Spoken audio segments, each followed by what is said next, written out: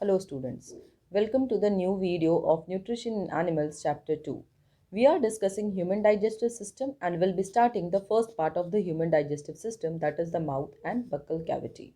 So let us first discuss the different parts of the mouth, oral cavity or the buccal cavity. So the first part that is present in our mouth is the teeth, then we have salivary glands, and then we have tongue. So these are the different parts that are present in our mouth or the oral cavity. Out of these three, teeth and tongue are the main organs of digestion, whereas salivary gland is an accessory organ of digestion because the food will not go into the salivary glands, but the salivary glands will secrete or it will give out secretion which will help in the process of digestion. So let us now discuss about all these three in detail one by one. First of all, teeth helps in the physical breakdown of the food. Salivary glands produce saliva, which is a mixture of water and enzymes, whereas tongue helps in the physical breakdown of the food. So now let us start discussing about the teeth in detail. So first of all, what is the function or the role of the teeth? So teeth helps in the physical digestion of food, that is breaking the food into smaller pieces. Also, by breaking the food into smaller pieces, the surface area for the action of enzymes is increased. So this is the utility of breaking the food into smaller pieces. Also, we have, that is human beings have different types of teeth with different functions. Now let us discuss the different types of teeth and their functions.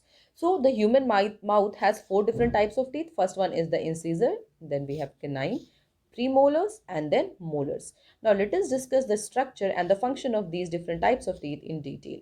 So first of all, incisors help in cutting the food, canines help in tearing the food, molars and premolars as well help in crushing and grinding the food. Here you can also see the structures of the canine, the molars, the premolars, and the incisors. Now let us study the structure and the function of these in detail. So first of all, talking of the canines. So as we have seen in the previous slide also, that canines are used for tearing the food. So since the function of the canines is to tear the food, so they are strong and pointed. You can see here that the canines are strong and pointed. Next, talking of the molars. So molars are broad and flat on top for crushing and grinding the food. So in the previous slide also we have seen that molars are used for grinding the food. For grinding, a bigger surface area is needed, so it has more surface area. Whereas premolars share the features of both the molars and the canine. That is, they can also crush and they can also tear because of the cuspids that are present in the premolars.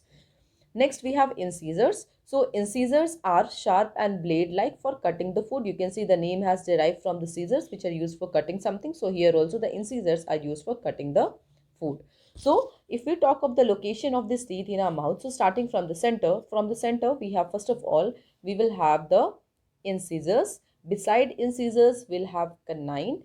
Then beside canine we'll have premolars, and then lastly we'll have molars at the edges of our jaw.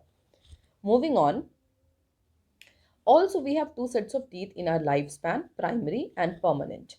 So primary teeth is also known as the milk teeth, temporary teeth, or also the deciduous teeth. Next we have permanent teeth. So the number of primary teeth in human jaw is 20, and it remains in our mouth, in our buccal cavity for from 0 to 7 years, whereas the permanent teeth are 32 in number and they will remain from 8 years of our age to till death. Now, what is the structure of tooth? So, if you talk of the structure of the tooth, the whole structure of tooth can be divided into two, that is the crown and the root. As the name suggests, the crown is the part that is above the gum and the root is the part that is below the gum. So, here you can see this part is the crown, whereas the part that is below, that is inside the gum, embedded in the gum, is the root. So it is, the teeth is mostly composed of dentine, which is like bone only. Crown is covered in enamel, which is the hardest substance in our body. The root is covered in cement, which sticks the tooth in the gum and bone. In the center of the dentine is a space which is called the pulp cavity, and this only contains nerves and the blood vessels. Now moving on, we need to take good care of our teeth. Otherwise, what happens is that there are many microorganisms, mostly bacteria, present in our oral cavity which may degrade the teeth, leading to the formation of cavities or dental plaque. So what is plaque? First of all, it can be defined as the soft deposit that forms a layer which can stick to the surface of the teeth. Now let us discuss why cavities or plaque is formed. So first of all, what happens is that if we don't clean our mouth properly, the pieces of the food may remain in the oral cavity sticking to the teeth only. Okay, the pieces of the food may remain sticking to the teeth. Now the bacteria will act upon this food that are present in our mouth and will lead to the formation of a layer over the teeth, which is known as plaque.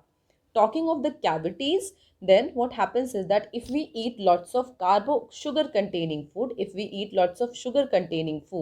then the sugar will be acted upon the bacteria present in our mouth and convert it into acids.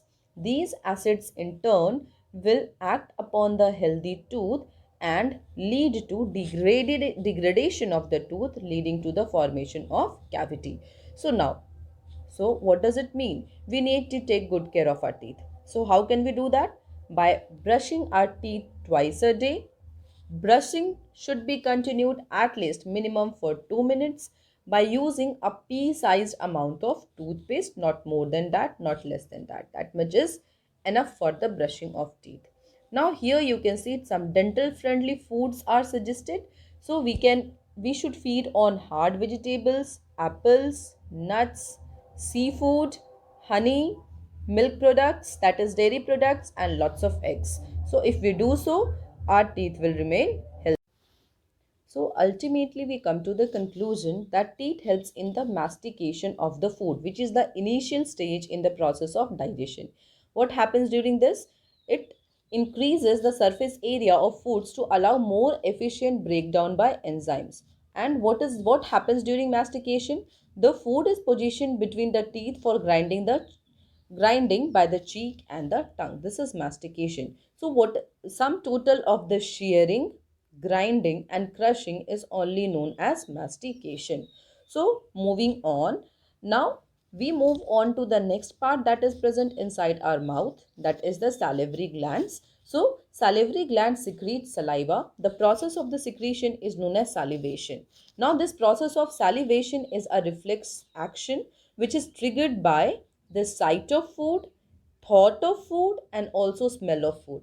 That is, if we think that today, yes, my mother is going to prepare pizza for me, so instantly our salivary glands will be activated and it will start secreting saliva. Even if we smell food somewhere, the saliva starts being secreted by the salivary gland. So this process is known as salivation.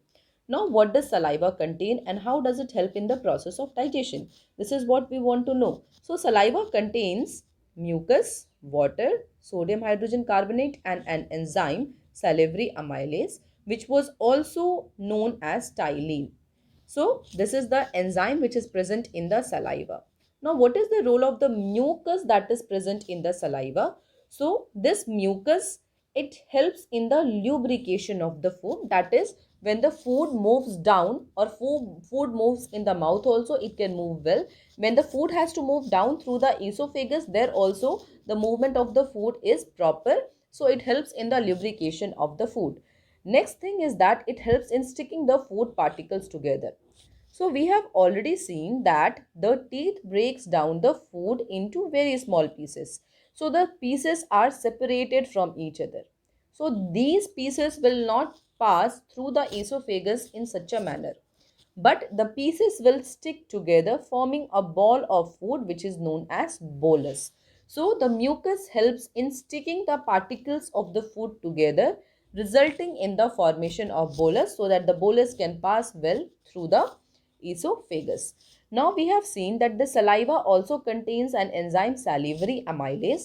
We all know that amylases are such enzymes which help in the digestion of carbohydrate. So here too the amylase will help in the digestion of carbohydrate only.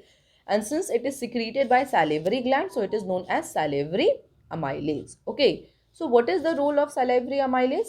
It helps in the digestion of starch, breaking it down into a simple carbohydrate, maltose. So salivary amylase will work on the insoluble starch and break it down into maltose, which is soluble. So this is the role of the salivary amylase. So by now we have seen the different things that are happening in our mouth. So first of all, the teeth helps in grinding the food. into bolus, which is mechanical digestion of food, whereas salivary amylase, that is secreted by the salivary glands, helps in the breakdown of starch to simple carbohydrate, that is maltose. So this is enzymatic digestion or the chemical digestion of the food. So we can see that both physical and chemical digestion are taking place in the mouth or the oral cavity. So digestion is starting in the mouth itself. So next part that we have to see is the tongue. So the tongue can be divided into two main parts, the part which is can be moved and the part that cannot be moved. So the part that can be moved is known as oral, whereas the part that cannot be moved is known as pharyngeal. So the tongue is a completely muscular structure, that is it is composed of muscles only. Okay. So also the tongue contains many taste buds which helps in the in recognizing the different taste in the food.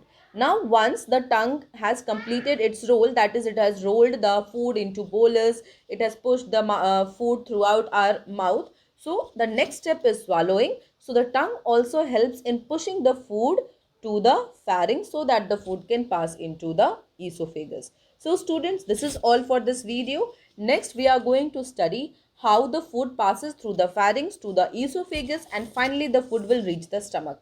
So this is how we are going to study the journey of the food in our body. So this is all for this video, student. Thank you so much.